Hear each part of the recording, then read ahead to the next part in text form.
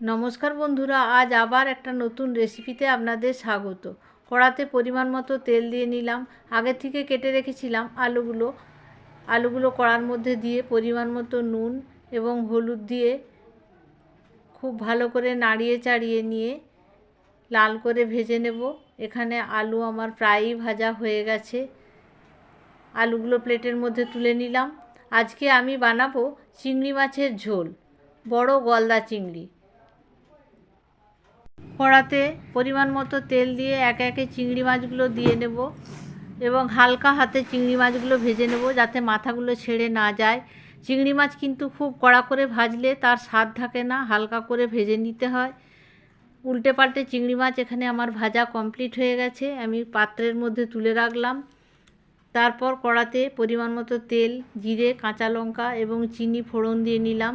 চিনিটার যখন লাল হয়ে ফুলে উঠবে তার মধ্যে আদা বাটা, লঙ্কা বাটা এবং পেঁয়াজ বাটা, টমেটো বাটা দিয়ে দিলাম।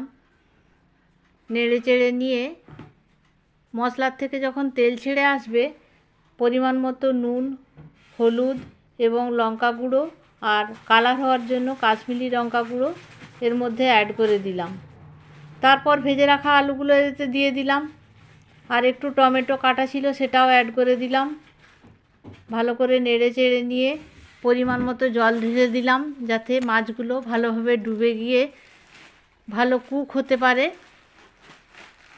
এবার আমি ঢাকা খুলে দেখলাম আলুগুলো প্রায় সেদ্ধ হয়ে এসছে। তারপর ভেজে রাখা চিংড়িগুলো ঝোলের মধ্যে দিয়ে দিলাম। সুন্দরভাবে এখানে আমার ঝোল রান্না প্রায় কমপ্লিট হয়ে এসছে। এই বড় মাছের চিংড়ি দিয়ে মালাইকারি বানানো যায়। আপনাদের কেমন লাগলো ভিডিওটা লাইক, কমেন্ট, শেয়ার করবেন। দেখা হচ্ছে পরের ভিডিওতে। নমস্কার।